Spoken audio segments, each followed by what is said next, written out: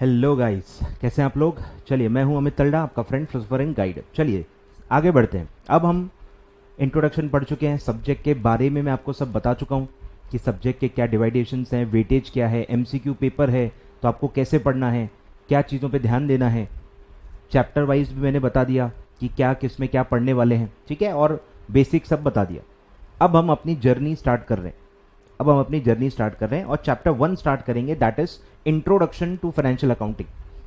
Financial accounting मैंने बता दिया कि एक सब फील्ड है, अकाउंटिंग की एक सब फील्ड है जिसमें पर्पस होता है कि बेसिक इंफॉर्मेशन जो हर बिजनेस को जाननी होती है, जो हर बिजनेस के लिए एप्लीकेबल होती है, वो आपको उसमें निकालनी होती है, वो इंफॉर्मेशन आपको वहां पे निकालनी होती है, जो कि क्या होती है, प्रॉफिट और लॉस और बैलेंस शीट, जिसको आप financial results and financial position आप ये कहते हो।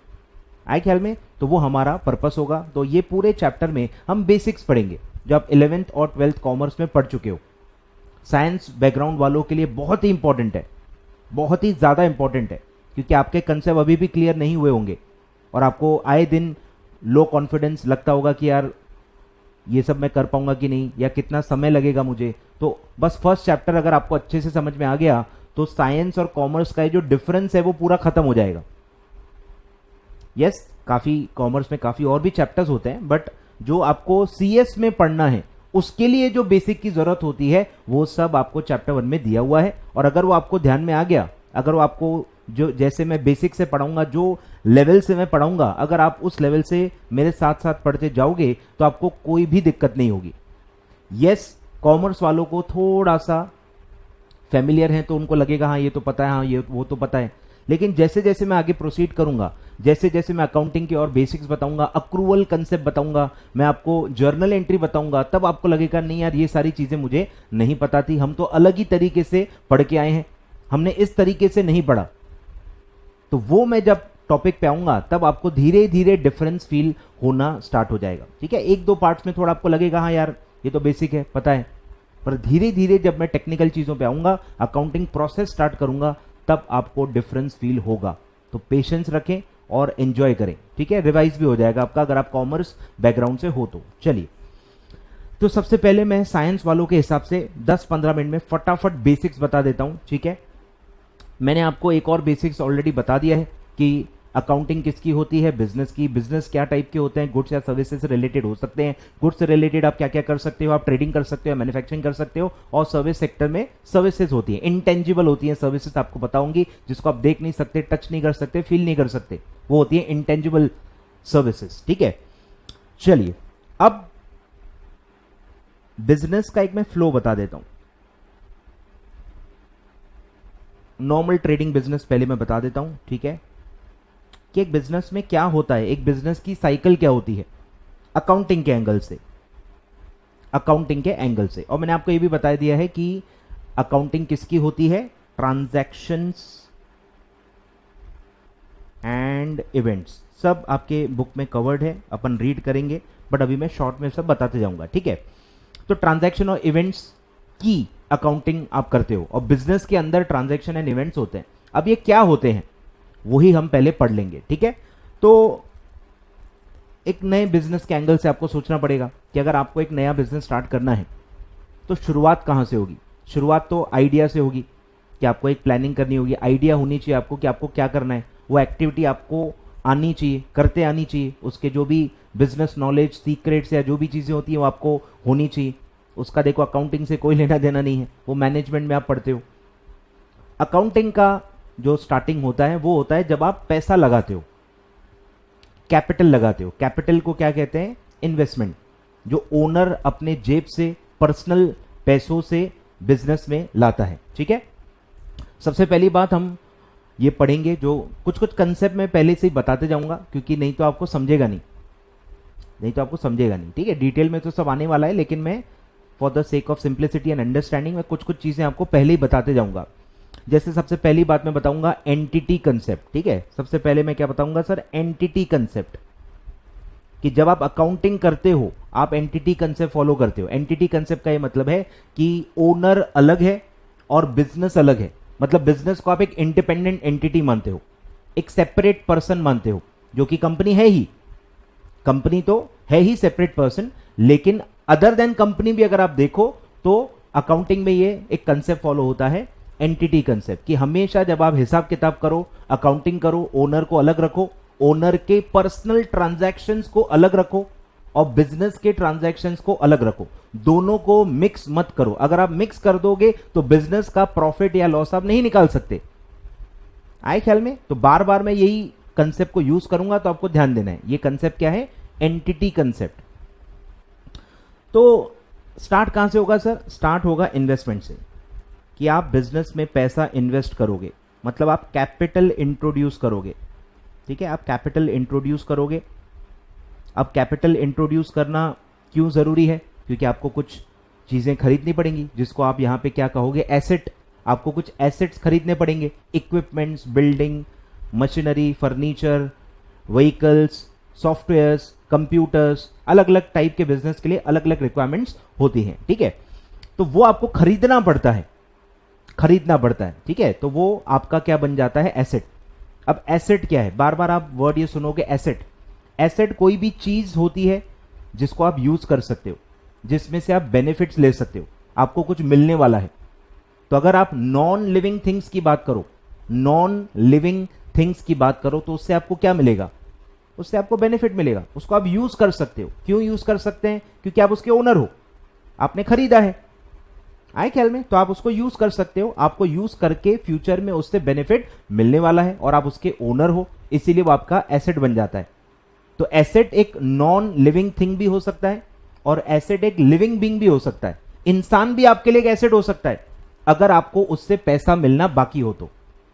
आए ख्याल में? तो ये ध्यान देना है, दो टाइप के एसेट होते हैं, एक होता है नॉन लिविंग थिंग और एक होता है living being. Non living thing क्यों आपका एसेट है? क्योंकि आपने उसको खरीद लिया है और उससे आपको फ्यूचर में क्या बेनिफिट मिलने वाला है, आप उसको यूज करोगे और यूज करके आप सेल करोगे, बिजनेस चलाओगे और उसमें कमाओगे। ठीक है, और नॉन लिविंग यानी सॉरी लिविंग बीइंग कब आपका, एक इंसान आपका कब एसेट बनेगा? अब इंसान को तो आप खरीद नहीं सकते, इंसान को खरीद नहीं सकते। इंसान एसेट कब बनेगा? जब आपने उसको कुछ दिया हुआ है, ऑलरेडी आपने उसको कुछ दिया हुआ है और अब आप उससे आपको पैसे मिलने वाले, आपको उससे पैसे मिलने वाले हैं, तब वो इंसान आपका एसेट बन जाता है, रिसीवेबल बन जाता है। ठीक है, तो ये सब हो गया। तो पहले आप कैपिटल इंट्रोड्यूस करोगे, फिर आप वही side by side bank account open कर लोगे, वो सब पैरेलली चलते रहेगा। ठीक है, तो ये जो पैसा लाया है वो आप जेब में तो रखोगे नहीं, पूरा कैश फॉर्म में तो रखोगे नहीं, कुछ पैसा आप बैंक अकाउंट में जमा करोगे। तो बैंक अकाउंट ओपन होता है, बैंक अकाउंट ओपनिंग, और फिर आप उसमें अमाउंट डिपॉजिट करते हो, बैंक में पैसा डिपॉजिट करते हो, that is also a transaction. ठीक है, बैंक डिपॉजिट अमाउंट कर देते हो, तो कुछ पैसा कैश फॉर्म में आपके पास पड़ा रहता है और कुछ पैसा बैंक में चल जाता है। ठीक है, अब आप क्या करोगे? इन पैसों का करेंगे क्या? क्यों लाया है पैसा? आप एसेट खरीदोगे। ठीक है, तो fixed assets, fixed assets, fixed assets क्या होते हैं? दो टाइप के एसेट होते हैं, fixed assets, current assets. Fixed assets मतलब जो लॉन्ग टर्म है, जिनकी लाइफ 1 साल से ज्यादा है। अब ये 1 साल क्यों है ये भी मैं बाद में बताऊंगा आपको। ठीक है, तो जिसकी भी लाइफ 1 साल से ज्यादा है, आने वाला जो आपका 1 साल है जिसको आप अकाउंटिंग ईयर कहते हो, उससे ज्यादा की अगर किसी की लाइफ है तो वो आपका फिक्स्ड एसेट है। और अगर किसी की लाइफ 1 ईयर के अंदर ही है, विद इन 1 ईयर वो खत्म हो जाएगा, तो उसको कहते हैं करंट एसेट। आए ख्याल में? तो ऐसे बाइफिकेशन है बेस्ड ऑन द ड्यूरेशन।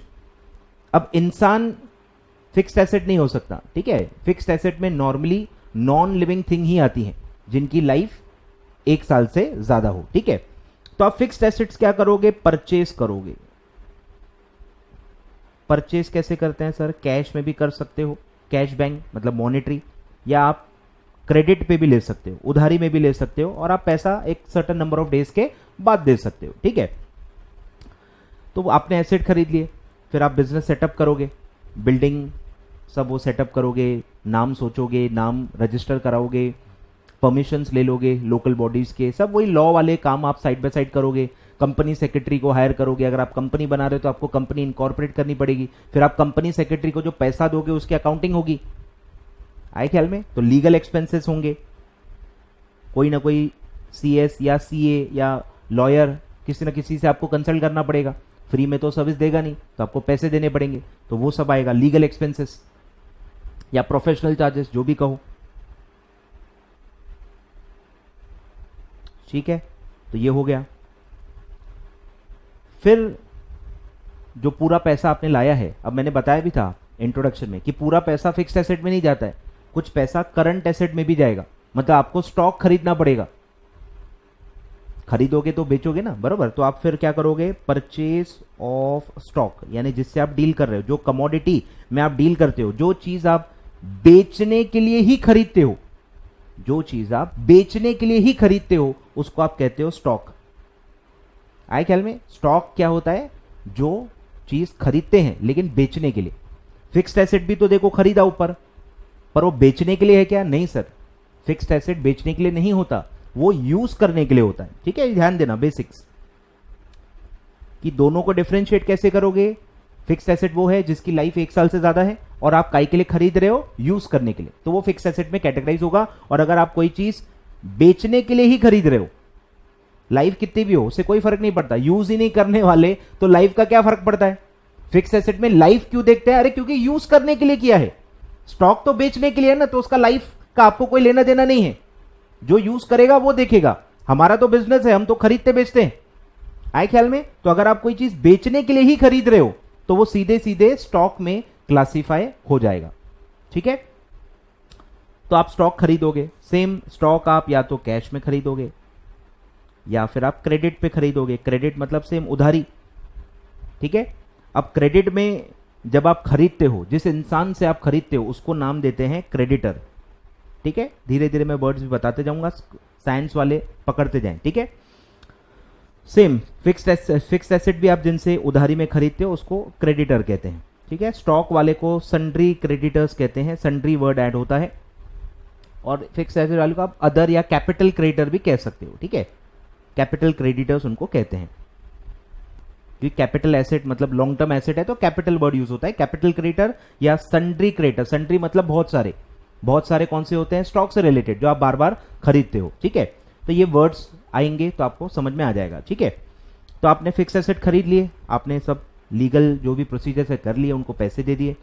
फिर आपने स्टॉक खरीद लिया, पूरा दुकान भर दिया, आपने पूरा शॉप भर दिया, सजा के सब रखा, शॉप पूरा रेडी हो गया।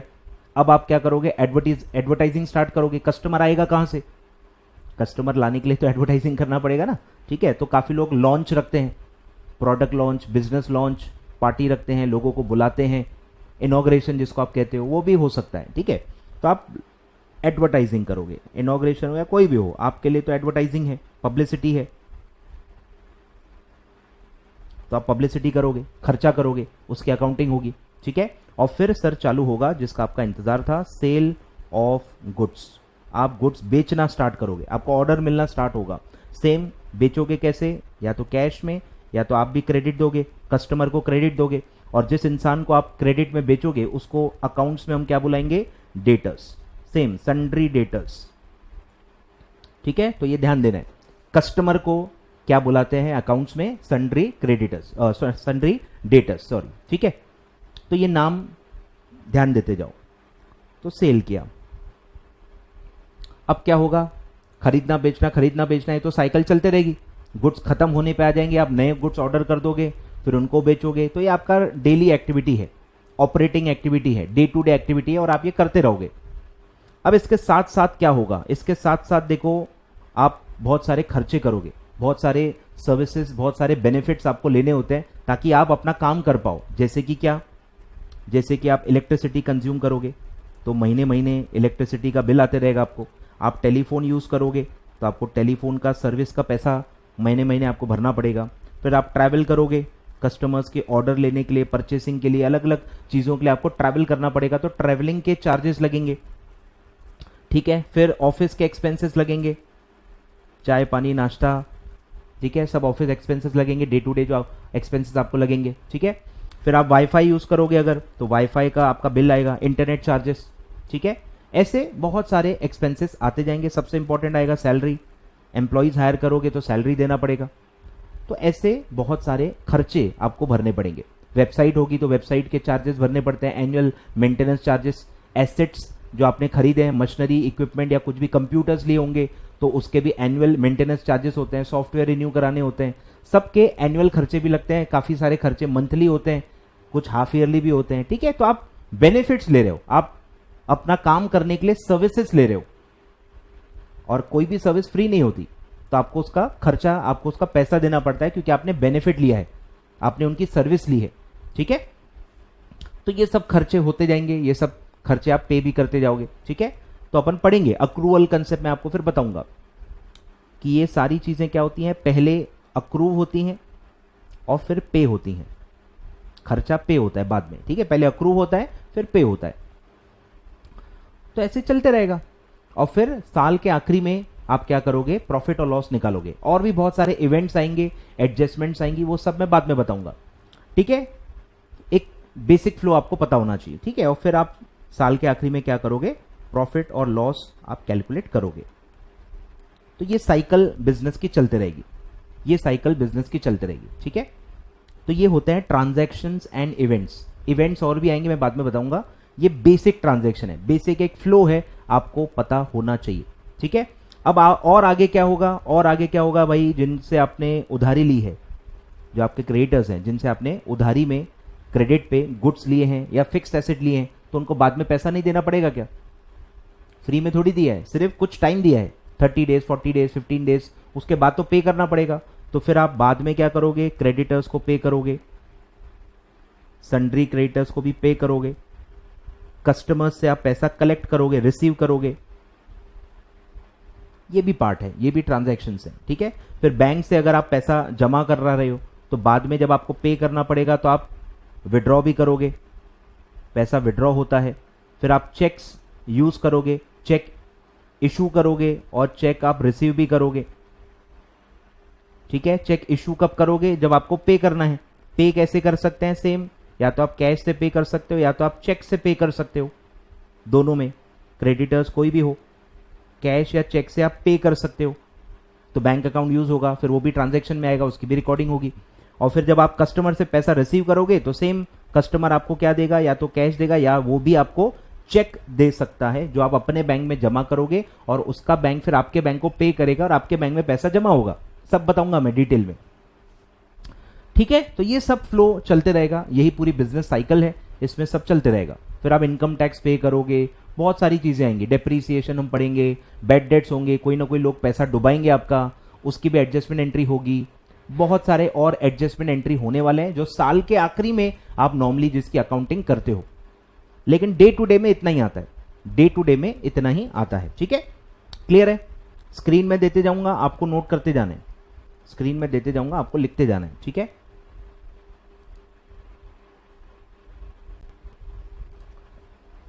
लिखते जाओ, लिखते जाओ फटाफट, स्क्रीन में दूंगा, आप पॉज करके लिखते जाओ।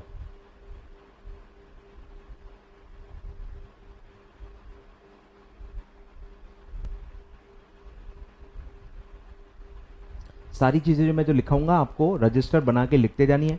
क्वेश्चंस भी जो मैं सॉल्व कराऊंगा वो भी आपको लिखते जाने हैं। तो प्रॉपर एक रजिस्टर बनाओ, जैसे आप 11 12 में शराफत से बनाते हो, कॉलेज में भी आप एक आध रजिस्टर गलती से बना लेते होंगे, तो वो रजिस्टर बनाना बहुत जरूरी है। ठीक है, सेपरेट एक प्रॉपर रजिस्टर बनाओ, हर चीज जो मैं लिखवाऊंगा बनवाऊंगा वो आपको भी बनानी है।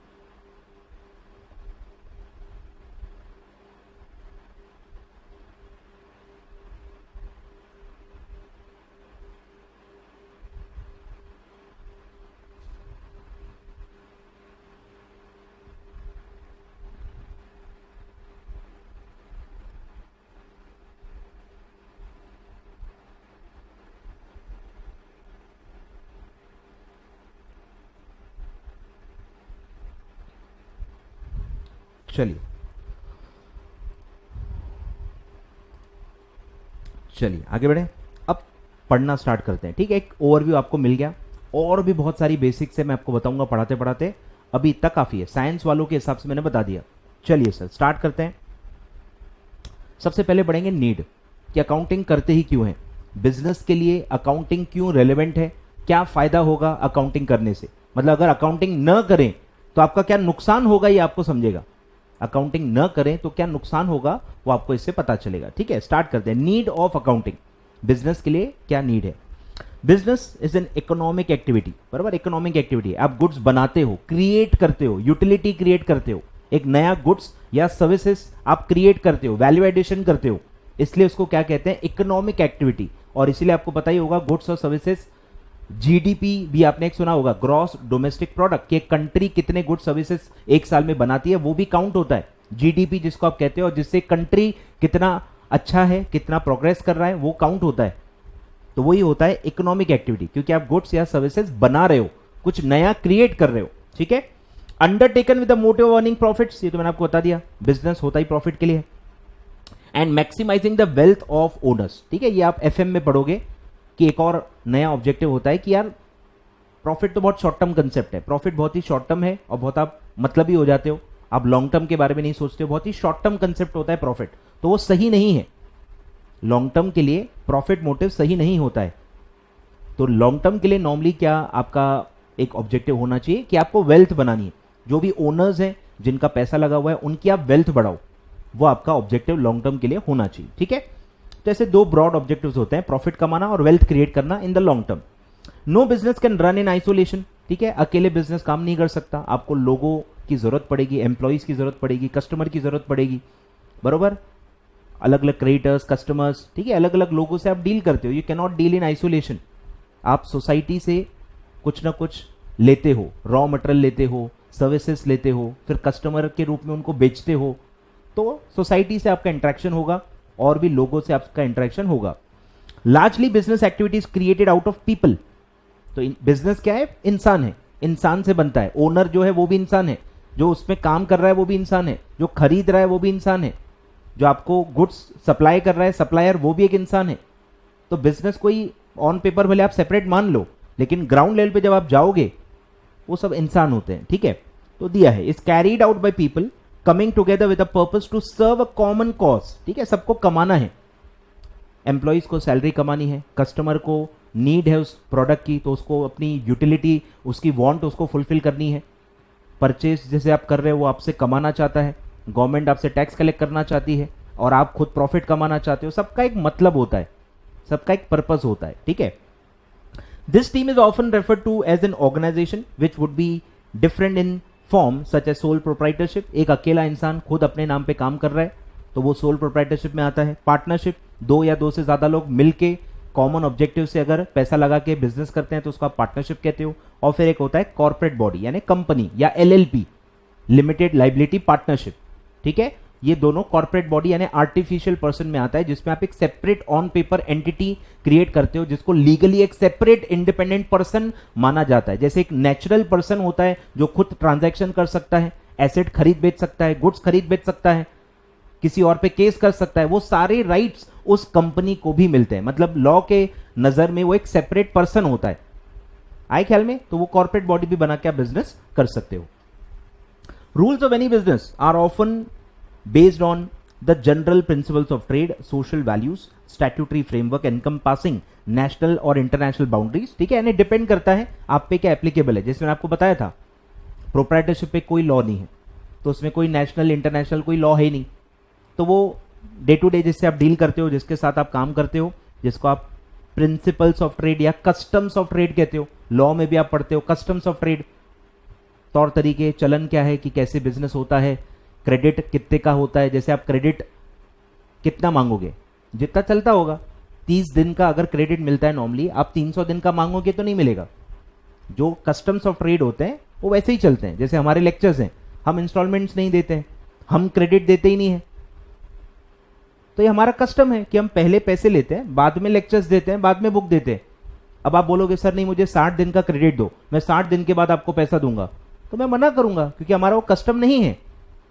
जो कस्टम है उसी से बिजनेस चलता है, जो एक्सेप्टेबल प्रैक्टिस होती है उसी से बिजनेस चलता है, ठीक है। तो वो दिया है with these variables could be different for different business, obviously अलग अलग नेचर ऑफ बिजनेस है, अलग अलग लोकेशन है, तो अलग अलग कस्टम्स होंगे, अलग अलग प्रिंसिपल्स होंगे, सोशल वैल्यूज भी अलग अलग होती है, लोकेशन वाइज और सब वाइज वो बदलते रहेगी, ठीक है। डिफरेंट कंट्रीज, ठीक है, कंट्री वाइज भी बदलते रहेगी, ऑब्वियसली इंडिया में जो कस्टम्स है, जो तौर तरीके हैं वो यूएस में तो नहीं होंगे, और जो यूएस में है वो इंडिया में नहीं होंगे, कंट्री वाइज भी बदलते हैं। The basic purpose is to add value to the product और service to satisfy the customer demand, ठीक है। अल्टीमेटली आपका मोटिव क्या है कि कस्टमर को सेटिस्फाई करना है। मैं जो भी पढ़ा रहा हूं, बुक्स दे रहा हूं, चार्ट बुक्स दूंगा, डाउट सॉल्विंग लूंगा, ये सब कहां से है? ये आपकी नीड है। मैं ऐसी कोई चीज नहीं करूंगा जो आपको चाहिए ही नहीं, मैं ऐसी कोई चीज नहीं करूंगा जो आपको चाहिए ही नहीं, जो आपको चाहिए वो ही मैं दूंगा, क्योंकि वही मेरा पर्पस है, to add value, to serve the customers. ठीक है। The business activity required resources, जो मैंने आपको बताया था, फिक्स्ड एसेट्स, एम्प्लॉइज, गुड्स, हर चीज ये रिसोर्सेज होती हैं जो आप सोसाइटी से लेते हो, जो आप सोसाइटी से लेते हो। ठीक है। Resources which are limited, economics में आप पढ़ चुके हो, रिसोर्सेज लिमिटेड होते हैं, वांट्स अनलिमिटेड होती है, लेकिन मीन्स लिमिटेड होते हैं, रिसोर्सेज लिमिटेड है। एंड हैव मल्टीपल यूजेस, ये भी आपको पता होगा, हर चीज के मल्टीपल यूज है, पानी हो, मिल्क हो, कोई भी चीज हो, वुड हो, सबके मल्टीपल यूजेस होते हैं। Primarily in terms of material, labour and machineries, factories and other services. ठीक है, ये मैन्युफैक्चरिंग बिजनेस में होता है। The success of business depends on how efficiently and effectively these resources are manage. ठीक है, इकोनॉमिक्स का पार्ट है, आपको पता ही होगा कि सारे रिसोर्सेज को ढंग से प्रॉपर असेंबल करके अच्छे से यूज करोगे तो ही आप आउटपुट बना सकते हो। कोई भी चीज अगर ढंग से आपने नहीं की तो रिसोर्सेज वेस्ट होते हैं, प्रोडक्टिविटी नहीं आ पाती। ठीक है। Therefore, there is a need to ensure that the businessman tracks the use of these resources.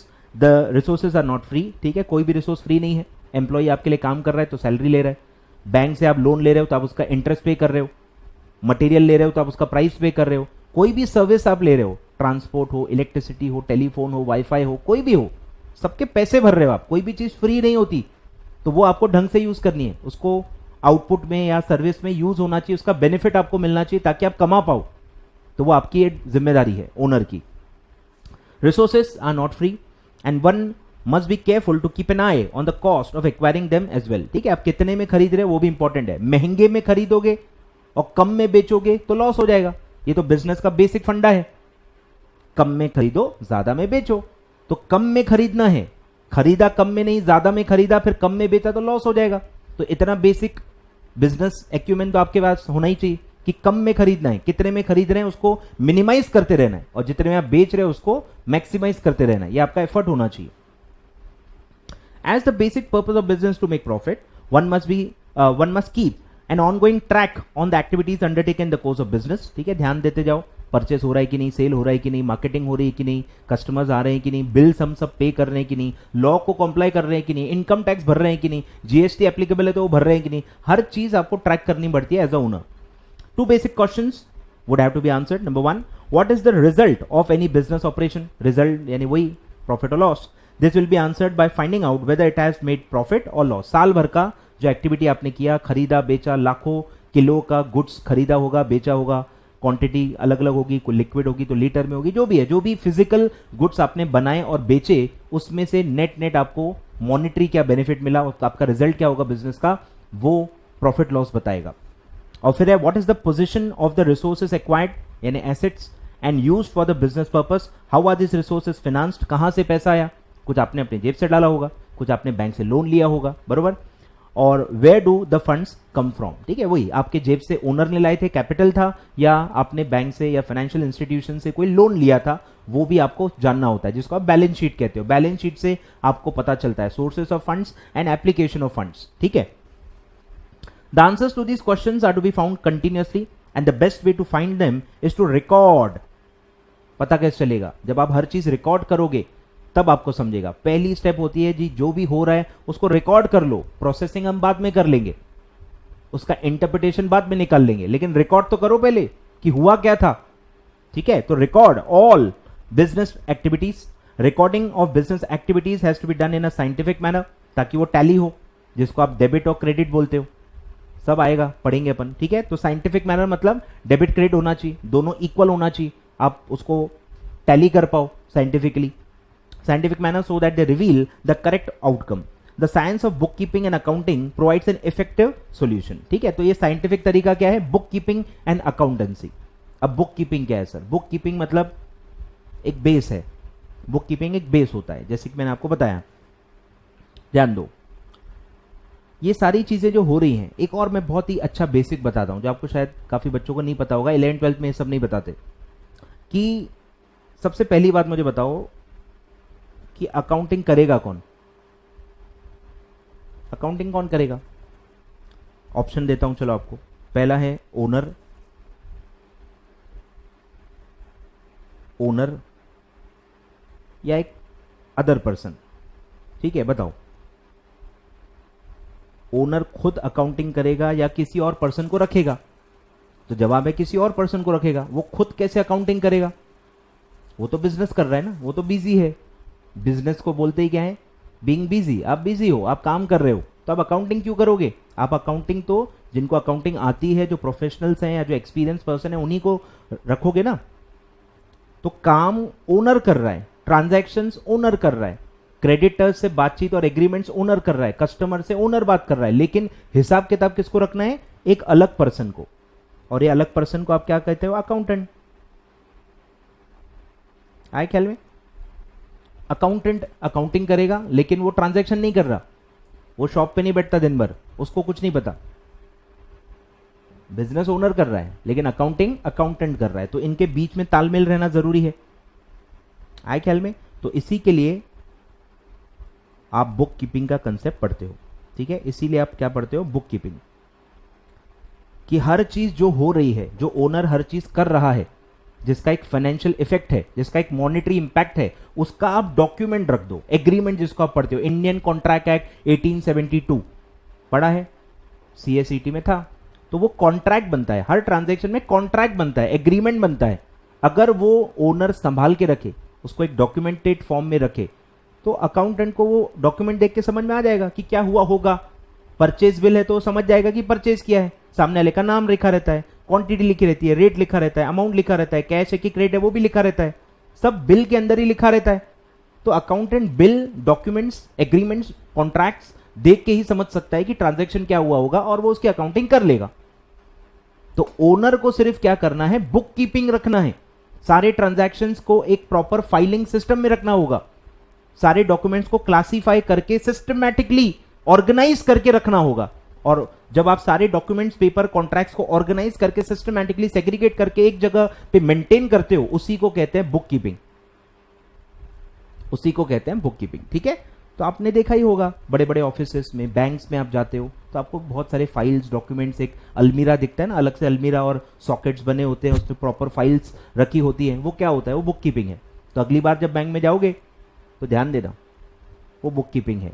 कोई बिजनेस में जाओगे, आपके पापा के शॉप पे जाओगे, आपके पापा के ऑफिस में जाओगे, या जो भी काम वो करते होंगे, अगर बिजनेस करते हैं तो बुक कीपिंग आपको उनके ऑफिस में दिखेगी। आए ख्याल में? तो ये प्रैक्टिकल चीज है, दिखती है, हर बिजनेस में रहती है। आए ख्याल में? या वो आपने एक, खैर वो कैश बुक होती है, अलग है, मैं बताऊंगा, लाल बुक जो रखते हैं, ठीक है? तो बुक कीपिंग क्या है? बेसिकली सारे डॉक्यूमेंट्स हैं, सारे डॉक्यूमेंट्स हैं जो आप ऑर्गेनाइज करके सिस्टमैटिकली आप रखते हो, ताकि आप उसको बाद में अकाउंटिंग के लिए यूज कर पाओ, ठीक है? तो वो होता है आपका बुक कीपिंग, ठीक है? क्लियर है? बना लो।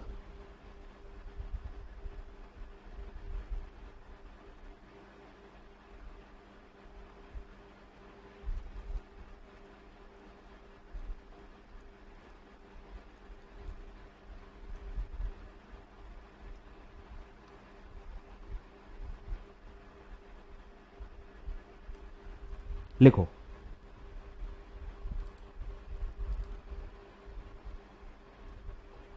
बनाओ फटाफट।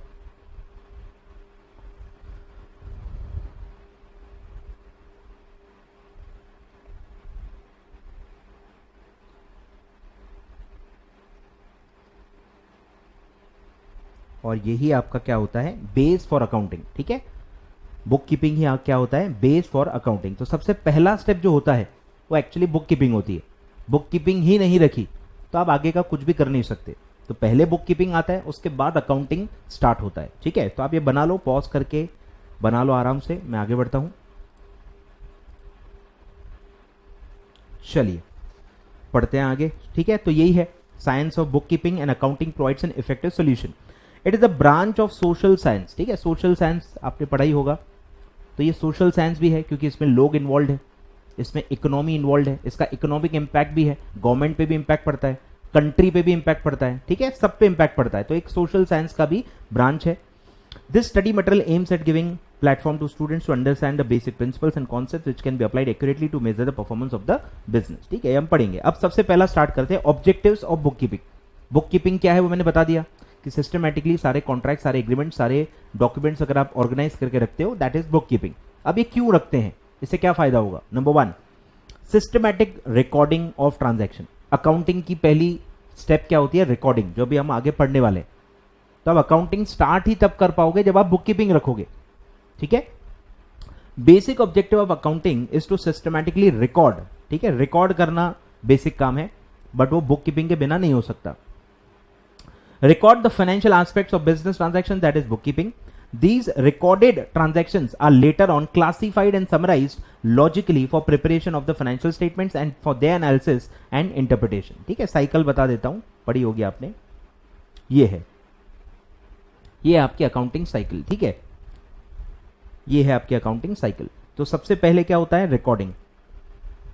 सबसे पहले क्या होता है? रिकॉर्डिंग। आप रिकॉर्ड करते हो, लिखा ही है recording in the original books of account, और ये कहां से रिकॉर्ड होता है? बुक कीपिंग से।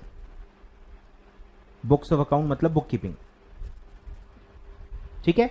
फिर आप लेजर में पोस्ट करते हो, जिसको आप कहोगे क्लासिफिकेशन। सब पढ़ेंगे अपन धीरे धीरे, क्लासिफिकेशन। और फिर आएगा ट्रायल बैलेंस, पीएनएल यानी फाइनल अकाउंट्स, जिसको आप क्या कहते हो? समराइजिंग।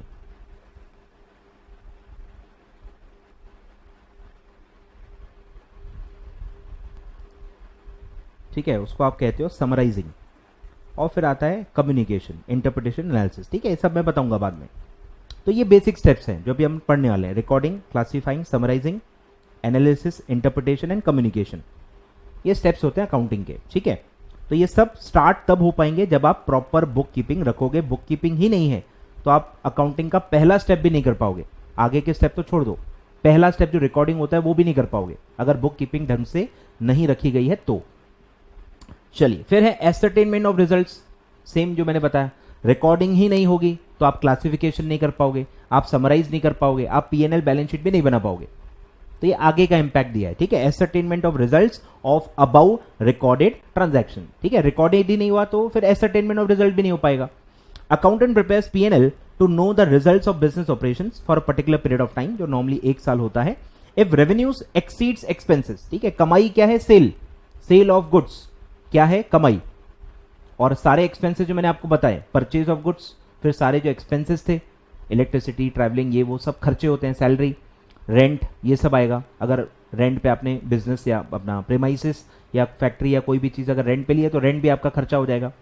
तो अगर रेवेन्यू ज़्यादा है एक्सपेंसेस से, इनकम ज़्यादा है एक्सपेंसेस से, तो क्या होगा सर? प्रॉफिट। बेसिक है तो, कमाई ज़्यादा है, खर्चे कम है, प्रॉफिट होगा। Then it is said that business is running profitably, but if expenses exceed revenue, खर्चे ज्यादा हैं और कमाई कम है तो लॉस होगा, ठीक है। Basic that it can be said that business is running under loss. The profit and loss helps the management and different stake holders in taking rational decisions, ठीक है। जो मैंने आपको इंट्रोडक्शन में बताया था कि अकाउंटिंग का एक इंपॉर्टेंस होता है। अगर आप सही ढंग से निकालोगे तो हर चीज का डिसीजन में इंपैक्ट पड़ेगा। अगर आप प्रॉफिट कर रहे हो तो आपके डिसीजन अलग होंगे, और अगर आप लॉस में हो तो आपके डिसीजन अलग होंगे। प्रॉफिट वाला बिजनेस क्या डिसीजन लेता है? वो उसको ग्रो करने की सोचता है, वो उसको एक्सपांड करने की सोचता है। और लॉस वाला है तो वो उसको कट डाउन करने की सोचता है कि लॉस को कैसे कट डाउन करें, लॉस क्यों हो रहा है ये उसको जानना होता है, और कैसे लॉस को एलिमिनेट करके हम प्रॉफिट में जा सकते हैं उसको वो जानना होता है। लॉस में कोई एक्सपांड नहीं करता बिजनेस को, तो अलग अलग होता है। आपका जो इंफॉर्मेशन है उससे आपके डिसीजन पूरे बदल जाते हैं, आपकी अप्रोच बिजनेस को करने की बदल जाती है, ठीक है। तो रैशनल मतलब समझदारी, सोच समझ के जानकारी को प्रॉपर एनालाइज करके जब आप डिसीजन लेते हो उसको कहते हैं रैशनल डिसीजन मेकिंग। समझदारी से अगर आप डिसीजन ले रहे हो वो उसको कहते हैं rational decision making. For example, if a business is not prove to be remunerative, अगर प्रॉफिट ही नहीं हो रहा, कमाई नहीं हो रही, रेम्यूनरेटिव नहीं है, ओनर को प्रॉफिट ही नहीं बच रहा, और profitable, the cause of such a state of affair can be investigated by management for taking the remedial steps. जो मैंने आपको भी बताया कि अगर लॉस हो रहा है या प्रॉफिट बहुत ही कम हो रहा है लागत के हिसाब से, तो आपको सबसे पहले जानकारी चाहिए होती है कि ये यार क्यों हो रहा है, मैं लॉस क्यों कर रहा हूं, जब मैं कम में खरीद रहा हूं, ज्यादा में बेच रहा हूं, सब मैं बिजनेस बहुत अच्छे से कर रहा हूं, टेक्निकली सही कर रहा हूं, फिर लॉस क्यों हो रहा है? तो आपको इन्वेस्टिगेट करना पड़ेगा, पूरा बुक्स ऑफ अकाउंटिंग चेक करनी पड़ेगी, और आपको एक एक करके उसमें से इंफॉर्मेशन मिलेगी कि लॉस क्यों हो रहा है, कौन सा खर्चा ज्यादा हो रहा है, पास्ट में प्रॉफिट जब हुआ था तो तब क्या था, कंपैरिजन कर सकते हो, अपने कॉम्पिटिटर से भी कंपेयर कर सकते हो कि उसका कितना खर्चा है, मेरा कितना खर्चा है, मेरा खर्चा ज्यादा क्यों है। तो ये सब आपको उससे जानकारी मिलेगी। तो अकाउंटिंग सबसे इंपॉर्टेंट इसमें आपको हेल्प करेगी। फिर है sir ascertainment of financial position. Same, recording ही नहीं हुई तो प्रॉफिट लॉस नहीं बन सकता और बैलेंस शीट भी नहीं बन सकती। फाइनेंशियल पोजीशन मतलब बैलेंस शीट, यानी एसेट्स और लाइबिलिटीज का पोजीशन आपको पता करना होता है, कितना मतलब कितने एसेट्स अपने पास हैं और कितनी लाइबिलिटीज हैं, कितने पैसे अपने को देना बाकी है, लाइबिलिटीज क्या है। Businessman is not only interested in knowing the results P&L in terms of profit or loss for a particular period, but is also anxious to know that what he owes, ठीक है, कहां कहां कितना कितना पैसा देना बाकी है। क्यों देना बाकी है? क्योंकि लिया था।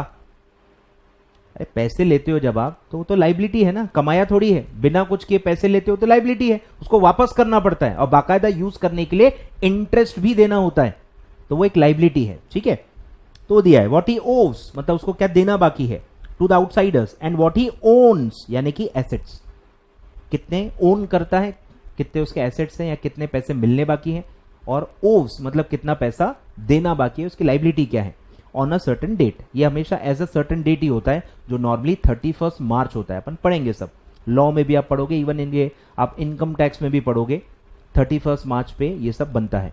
फाइनेंशियल ईयर आप पढ़ोगे, ठीक है। तो फाइनेंशियल ईयर क्या होता है, चलो वो भी बता देता हूं, ठीक है, कि अकाउंटिंग क्या पीरियड के लिए होती है, अकाउंटिंग क्या पीरियड के लिए होती है। तो इसमें एक कंसेप्ट आता है, 2-3 कंसेप्ट है, बट मैं आपको बताता हूं। जो डायरेक्ट कंसेप्ट होता है वो होता है पीरियोडिसिटी।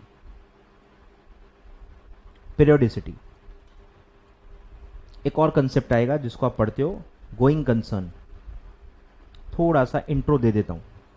अपना ये अजम्पशन होता है, फंडामेंटल अकाउंटिंग अजम्पशन, कि अपना जो बिजनेस है, जब आप अकाउंटिंग कर रहे हो, जब आप हिसाब किताब कर रहे हो, आपको एक लाइफ अज्यूम करनी पड़ती है कि ये बिजनेस कितने साल चलेगा।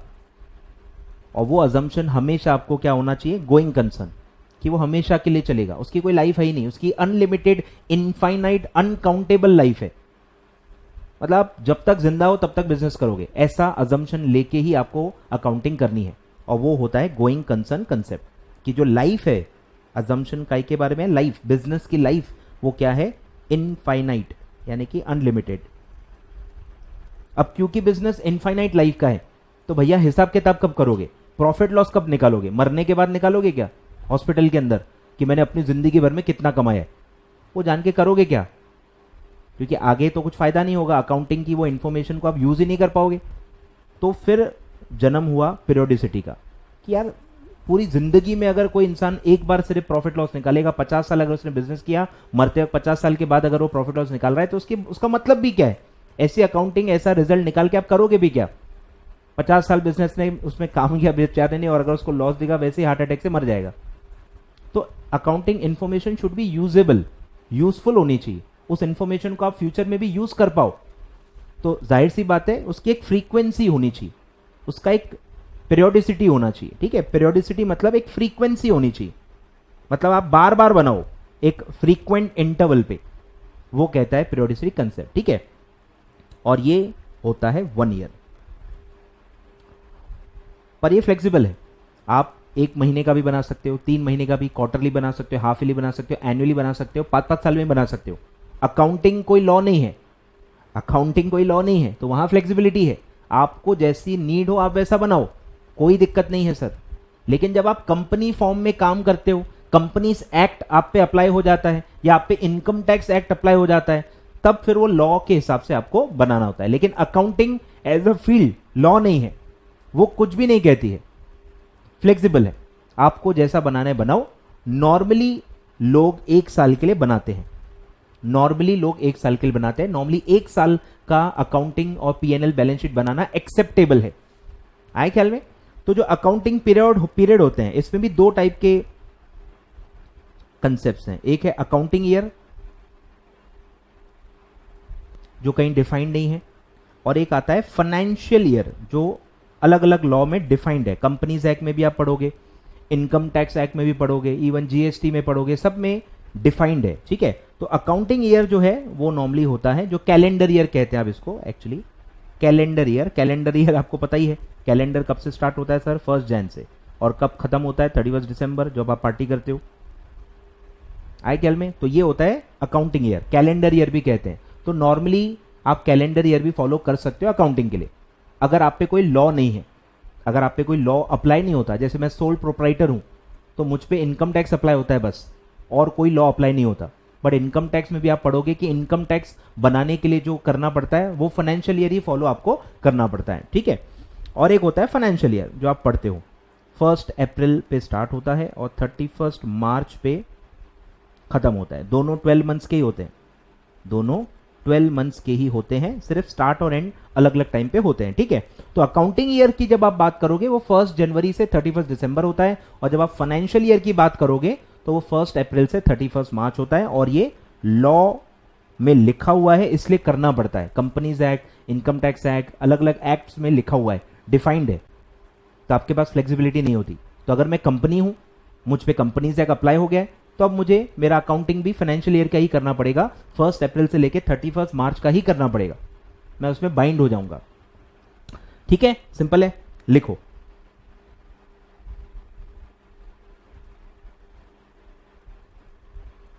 लिखो फटाफट।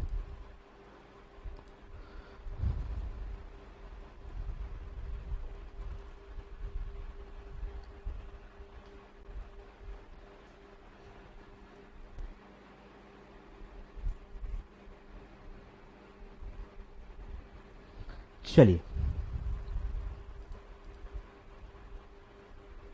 आगे बढ़ते हैं। आए ख्याल में? तो ये सब लिखा हुआ है। To know this, accountant prepares a financial position statement popularly known as balance sheet. Balance sheet is a statement, ठीक है, ध्यान देना है, एक स्टेटमेंट है, कोई अकाउंट नहीं है, कोई लेजर नहीं है, वो एक स्टेटमेंट है ऑफ एसेट्स एंड लाइबिलिटी। कहां से कितना पैसा आने वाला है, या कितने एसेट्स को आप ओन करते हो, ओनरशिप कितनी है आपके एसेट्स की, और कहां कहां पैसा आपको देना बाकी है। वो पैसा कहीं से आपने लिया था, क्यों लिया था? क्योंकि आपको एसेट्स खरीदने थे, एसेट की फिनेंसिंग के लिए आपने वो पैसे लिए थे, जो आप एफएम में पढ़ते ही हो, डेट इक्विटी रेशियो मैंने आपको बताया होगा, तो वो सब है।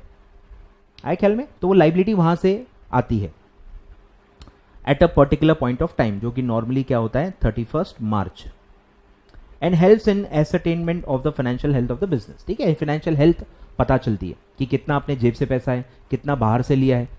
बहुत ज़्यादा बाहर से लिया है तो वो नेगेटिवली लिया जाता है, क्योंकि अगर आपने टाइम पे पैसा नहीं वापस किया या उसका ब्याज नहीं भर पाए तो आपके एसेट बेच सकते हैं, वो भी सब आप लॉ में पढ़ोगे। चार्ज क्रिएटेड होता है, गिरवी रखा जाता है, इवन ये ईबीसीएल में आप पढ़ोगे, तो ये सब आप लॉ का एंगल भी पढ़ोगे कि जब भी लोन लिए जाते हैं ये सिक्योर होते हैं, एसेट्स पे चार्ज क्रिएट किया जाता है, पर्सनल गारंटीज दी जाती हैं उसको सिक्योर करने के लिए, और अगर आपने डिफॉल्ट किया वो सारे एसेट बेच दिए जाएंगे। आपके पर्सनल प्रॉपर्टी को भी अटैच किया जा सकता है अगर आपने पर्सनल लाइबिलिटी ओनर ने दी होगी तो, ठीक है।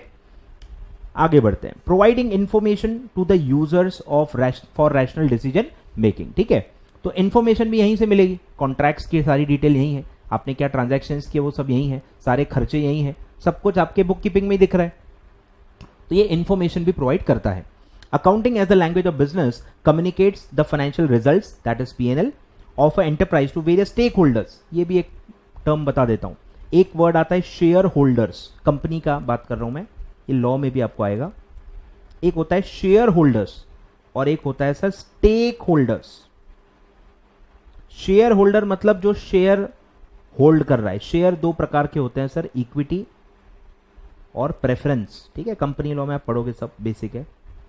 तो अगर आप इक्विटी शेयर होल्ड करते हो तो भी आप शेयर होल्डर हो, अगर आप प्रेफरेंस शेयर होल्ड कर रहे हो तो भी आप शेयर होल्डर हो, ठीक है। तो शेयर होल्डर में दो ही लोग आते हैं।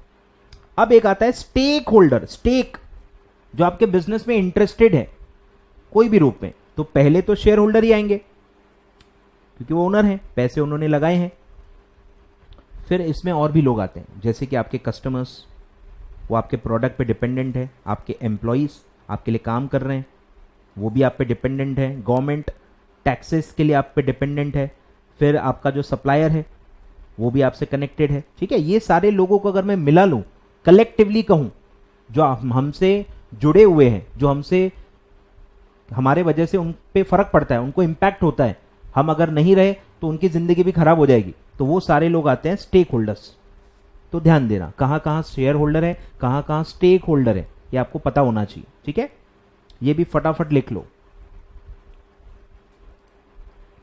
ठीक है, आप देखो ईईटी पास करके आए हो, आपको ज्यादा जानकारी नहीं है अकाउंट्स की या एफएम की भी, इसलिए मैं हर चीज आपको सब लिखवा के दूंगा। आपको बहुत ही शराफत से बस लिखते जाना है और समझते जाना है।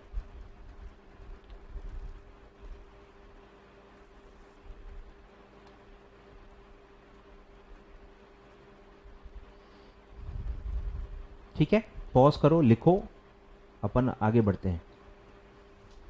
चलिए, तो ये दिया है, ठीक है, कि आपको कम्युनिकेशन करना होता है with the various stake holders by means of financial statements. Financial statement भी अपन पढ़ेंगे क्या क्या आता है, लॉ में भी आप उसका फॉर्मल डेफिनेशन पढ़ोगे। Accounting aims to meet the information needs, ठीक है, information needs for the decision maker to help them take the rational decision making. ये सारे जो लोग हैं इनको आप इंफॉर्मेशन देते हो ताकि अपना अपना डिसीजन ले पाए। अपना अपना डिसीजन क्या होता है, शेयर होल्डर ये सोचेगा कि यार शेयर में होल्ड करके रखूं या बेच दूं, परफॉर्मेंस अच्छा नहीं रहा तो बेच देगा, शेयर ट्रांसफरेबल होते हैं, आपको पता है पब्लिक कंपनी के। कस्टमर सोचेगा कि यार आपसे खरीदूं कि नहीं, या मैं कोई ऑल्टरनेटिव ढूंढ लूं, क्योंकि अगर आप लॉस मेकिंग हो तो आप कभी भी बंद हो जाओगे, फिर मेरी नीड कैसे सेटिस्फाई होगी, तो मुझे ऑल्टरनेट कंपनी ढूंढनी पड़ेगी जहां से मैं जो भी गुड्स हैं वो खरीदूंगा। एम्प्लॉइज भी आपके साथ बने रहेंगे नहीं, आपके साथ काम करेंगे कि नहीं, या उनको भी ऑल्टरनेट जॉब नहीं ढूंढना चाहिए। अगर आप लॉस में हो तो आप कभी बंद हो सकते हो, तो उनको उनके जॉब का खतरा है, तो भी अपना डिसीजन आपके फाइनेंशियल्स देख के लेते हैं। गवर्नमेंट भी देखती है आप टैक्स भर रहे हो कि नहीं, नोटिस तो नहीं भेजना है, आपसे कलेक्शन तो नहीं करनी है, बरोबर जितना टैक्स बनता है उतना भर रहे हो कि नहीं, बरोबर। सप्लायर भी आप पे डिपेंडेंट है, आप उनके कस्टमर हो, सप्लायर के लिए आप कस्टमर हो, तो अगर आप गए तो वो भी गए, वो बेचेंगे किसको फिर। तो ये सब लोगों को इन्फॉर्मेशन चाहिए होती है ताकि वो अपना अपना डिसीजन ले पाए। और लास्ट है to know the solvency position, कि आप सॉल्वेंट हो कि नहीं, मतलब आप अपने लाइबिलिटीज अपने एसेट से चुका सकते हो कि नहीं, आपके पास इतने एसेट्स हैं क्या कि आप अपने लाइबिलिटीज को चुका पाओ। अगर आपके पास एसेट्स हैं तो आप सॉल्वेंट हो। अगर आप अपना लाइबिलिटी जो आउटसाइड लाइबिलिटी है वो अगर आप चुका सकते हो अपने एसेट से तो आप सॉल्वेंट हो। ध्यान दो, क्या है, अपने एसेट्स से अगर आप आउटसाइड लाइबिलिटी चुका सकते हो, बाहर से जो आपने पैसे लिए बैंक से, फाइनेंशियल इंस्टीट्यूशन से, आपने क्रेडिट पे कुछ गुड्स लिए होंगे तो क्रेडिटर को पैसा देना बाकी होगा, इनकम टैक्स की कोई लाइबिलिटी आपकी बाकी होगी, कुछ एक्सपेंसेस का पेमेंट बाकी होगा, सैलरी बाकी होगी, रेंट देना बाकी होगा, तो ये जो भी बाहर का लाइबिलिटी है आपके ऊपर जो आपने अभी तक नहीं चुकाया है, वो जो अमाउंट होगा उससे ज्यादा के अगर आपके पास एसेट्स हैं तो आप एक सॉल्वेंट बिजनेस हो, तो आप एक सॉल्वेंट बिजनेस हो। और अगर आपके एसेट कम है आपके आउटसाइड लाइबिलिटी से तो आप सर क्या हो, इनसॉल्वेंट। सुना होगा इनसॉल्वेंट, दिवालिया निकल गया, मतलब आप पूरे एसेट से भी अपनी लाइबिलिटी आउटसाइड लाइबिलिटी नहीं चुका पा रहे हो तो आप एक इनसॉल्वेंट बिजनेस या पर्सन हो, ऐसा माना जाता है। ठीक है, तो ये भी आप लिख लो, ये भी आप लिख लो।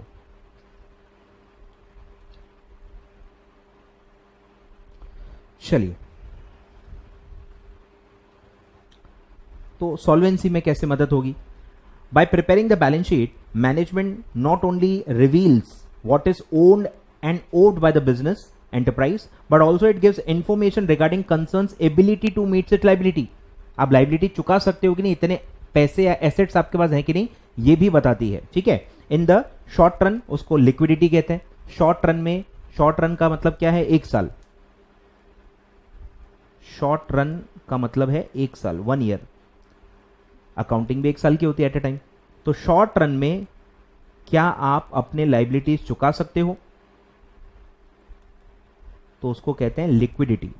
आपकी लिक्विडिटी कैसी है, अब शॉर्ट रन में अगर आप नहीं चुका पा रहे हो तो आप सीधे बिजनेस बंद नहीं होता उससे। शॉर्ट टर्म में आप कहीं से आप लोन ले सकते हो ना, कोई दिक्कत नहीं है, शॉर्ट टर्म में अरेंजमेंट हो जाती है, लिक्विडिटी को आप सुधार सकते हो, लिक्विडिटी को आप मैनेज कर सकते हो, लेकिन लॉन्ग टर्म में नहीं होगा। ठीक है, तो शॉर्ट टर्म में अगर आप अपनी रीपेमेंट एबिलिटी देख रहे हो तो उसको कहते हैं लिक्विडिटी, और इसी को अगर आप लॉन्ग रन के लिए देख रहे हो, लॉन्ग टर्म के लिए देख रहे हो, यानी मोर देन 1 ईयर, तो उसको कहते हैं सॉल्वेंसी। पर्पस दोनों का सेम है, बस एक शॉर्ट टर्म के लिए और एक लॉन्ग टर्म के लिए। ठीक है, तो ध्यान देना, तो ध्यान देना। ठीक है, तो शॉर्ट रन में आप कैसे, आपकी पोजीशन है, सफिशिएंट आपके पास एसेट्स हैं कि नहीं, कि आप शॉर्ट रन में अपनी लाइबिलिटीज चुका पाओ, and also in the long run as and when they fall due, जिसको कहते हैं सॉल्वेंसी। आए ख्याल में? तो दो अलग अलग टर्म्स हैं, लिख लो भले आप, कोई दिक्कत नहीं है, लिख लो। मोर देन 1 ईयर है, लॉन्ग टर्म है, तो उसको कहते हैं सॉल्वेंसी, और शॉर्ट टर्म में उसको कहते हैं लिक्विडिटी। एक साल के अंदर कहां कहां से पैसे आने वाले हैं, और एक एक साल के अंदर कहां कहां पैसा देना बाकी है। तो आपका वो जो रिसीवेबल है, लिख लो यहां, लिक्विडिटी क्या होती है, जो आपके रिसीवेबल्स हैं, या जो आपके कैश आपके पास पड़ी है, बैंक बैलेंस है जो आपके पास है, receivable should be more than the payables within 1 year. आने वाले एक साल में जहां जहां से पैसा आने वाला है, जिसको आप करंट एसेट्स कहते हो, और जहां आपको पैसा देना बाकी है, उसको आप कहते हो करंट लाइबिलिटी। ठीक है, तो current assets should be more then current liability, तो आपकी लिक्विडिटी अच्छी है ऐसा माना जाएगा। ठीक है, सब पढ़ेंगे अपन, करंट एसेट करंट लाइबिलिटी क्या होता है, नहीं होता है, सब मैं बताऊंगा। ठीक है, तो ये होता है लिक्विडिटी एंड सॉल्वेंसी। तो ये था आपका बुक कीपिंग का ऑब्जेक्टिव। ठीक है, बुक कीपिंग क्यों जरूरी है और उसका कहां कहां इंपैक्ट होता है। ठीक है, तो ये पार्ट में इतना ही है सर, ये पार्ट में इतना ही है। अब नेक्स्ट पार्ट में कल हम पढ़ेंगे meaning and scope of accounting. अब हम अकाउंटिंग पे आएंगे। अभी मैंने पहले ही बता दिया, पहले बुक कीपिंग होती है, बुक कीपिंग ही नहीं है तो आप अकाउंटिंग स्टार्ट भी नहीं कर सकते। तो बुक कीपिंग हो गई, सारे डॉक्यूमेंट्स, कॉन्ट्रैक्ट्स, सब चीजें ऑर्गेनाइज करके सिस्टमैटिकली प्रॉपर रख दिया।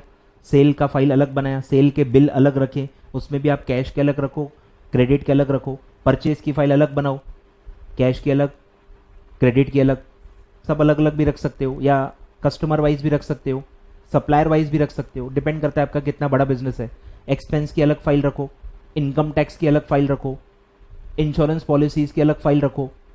ऐसे अलग अलग फाइल आपको रखनी होती है सिस्टमैटिकली, लॉजिकली, मीनिंगफुल वे में। ठीक है, तो ये सब आप रखोगे और फिर उसके बेसिस पे आप अकाउंटिंग करोगे। ठीक है, तो नेक्स्ट पार्ट में कल हम पढ़ेंगे अकाउंटिंग के बारे में, कि अकाउंटिंग क्या होती है, कहां से स्टार्ट होती है, कहां खत्म होती है, क्या स्टेप्स होते हैं, क्यों स्टेप्स होते हैं, एक ही शॉट में क्यों पूरी अकाउंटिंग नहीं हो जाती, एक एक स्टेप में क्या फायदा होता है, सब डिटेल में पढ़ेंगे। सारे टर्म्स मैं फिर से एक्सप्लेन करूंगा, जो जो कॉन्सेप्ट्स एप्लीकेबल होंगे वो मैं आपको बताते जाऊंगा। ठीक है, तो कल हम अकाउंटिंग प्रोसेस पढ़ने वाले, सबसे इंपॉर्टेंट आएगा अकाउंटिंग प्रोसेस, और हर स्टेप में क्या क्या होता है ये सब मैं आपको बताऊंगा। ये आपने 11th 12th में नहीं पढ़ा होगा। ठीक है, चलिए